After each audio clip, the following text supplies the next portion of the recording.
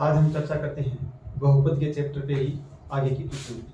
ठीक है, चलिए आज हम चर्चा करेंगे कि जब आपको शून्यकों का योग तथा उनका गुणनफल दिया हुआ हो तो उससे अपन बहुपद किस प्रकार से ज्ञात कर सकते हैं।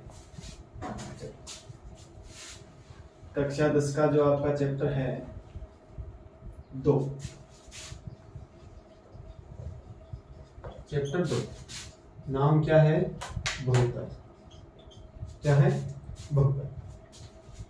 देखिए आपको क्वेश्चन दिया हुआ हो, क्वेश्चन देखो इस प्रकार से दिया हो, यदि किसी बहुपद के शून्यकों का योग, यदि किसी, यहां द्विघात ऐड कीजिए, यदि किसी द्विघात बहुपद के शून्यकों का योग कुछ भी आपको जैसे दिया हुआ हो, मैं लिख देता हूं, मानो मैंने लिख दिया -3/2 तथा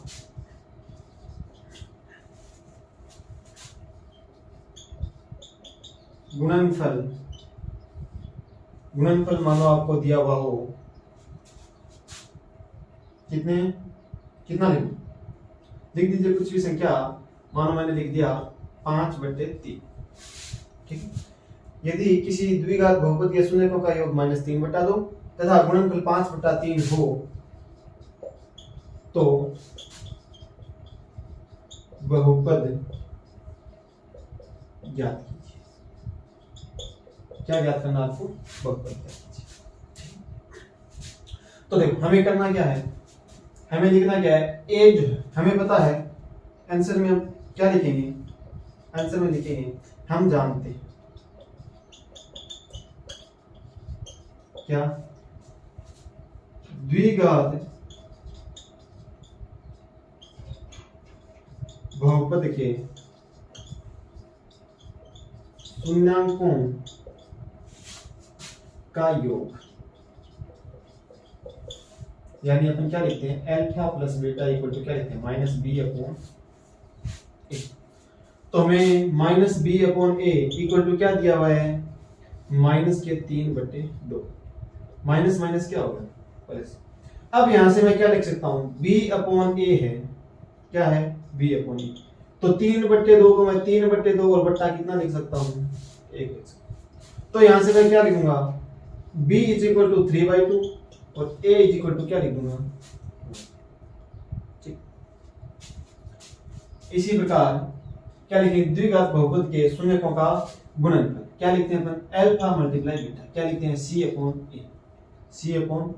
कितना दिया हुआ है, 5/3। तो देखो अल्फा × बीटा क्या है, c/a है ना, तो c/a = 5/3 को मैं 5/3 और बटा कितना लिख सकता हूँ। तो यहाँ से a का मान कितना था हमारे पास, a, और c का मान कितना आ गया, 5/3। तो देखो किसी भी अपन द्विघात समीकरण के शून्यकों का योग और गुणनफल दिया हुआ होता है तो अपन उसको इस प्रकार लिख सकते हैं, क्या, x² plus b alpha plus beta x plus alpha × beta equal to शून्यकों का योग को किससे गुणा कर देंगे, x।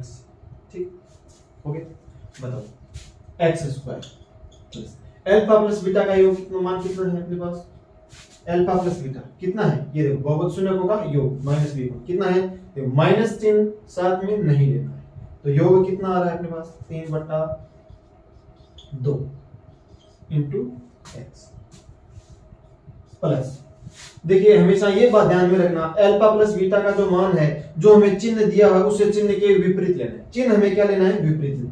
यदि माइनस दिया हुआ है तो हमें संख्या किसकी लेनी है, प्लस की, और यदि यहाँ प्लस दिया हुआ हो तो हमें संख्या किसकी लेनी है, माइनस। ठीक है, प्लस अल्फा × बीटा, इसमें चिन्ह समान लेना है, यदि यहाँ माइनस का दिया हो तो माइनस का और प्लस का दिया हो तो प्लस का। कितना, 5/3 इक्वल टू कितना हो गया, जी। अब देखो ये होगी अपनी संख्या, इसको अपन थोड़ा और सरल कर सकते हैं, क्या, मैंने लघुत्तम लिया, लघुत्तम कितना आया, 6, तो यहाँ कितना आ गया, 1, तो कितना आएगा अपने पास, 6x² प्लस कितना हो गया 9x और प्लस कितना हो गया 10 इक्वल टू 0। यहां से मैं क्या लिख सकता हूं 6x² plus 9x plus 10 equal to 0। ये हमारे पास हमारा क्या हो गया बहुपद। क्या हो गया बहुपद, जिसके शून्यकों का योग तो कितना होगा -3/2 और गुणनफल कितना होगा 5/3। ठीक, बहुत इजी क्वेश्चन है। बस करना क्या है, x² के साथ a का मान एकांक मान लेना। a का मान कितना मानना है हमें 1 मान लेना। a का मान कितना मान लेना है 1।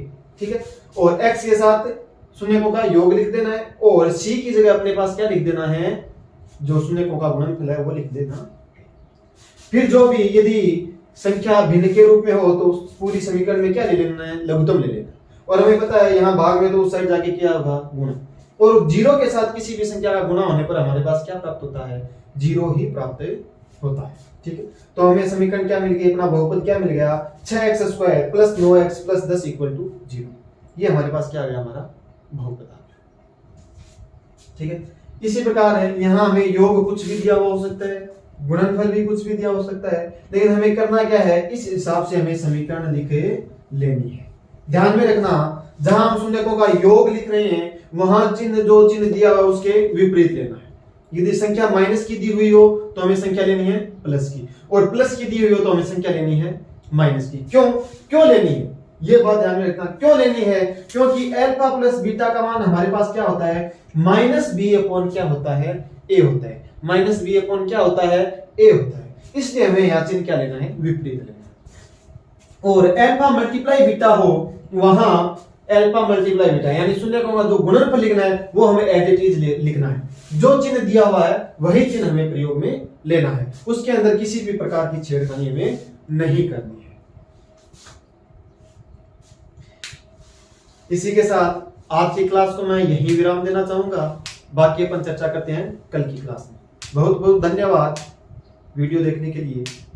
मिलते हैं कल वापिस एक नए टॉपिक के साथ, नए सिरे से। बहुपद का हमारा टॉपिक आज यहीं खत्म होता है। यदि आपको किसी प्रकार का कोई क्वेश्चन में डाउट हो तो वो क्वेश्चन आप मुझे सेंड कर सकते हो, आपको आपका जवाब मिलेगा। धन्यवाद, बेस्ट ऑफ लक।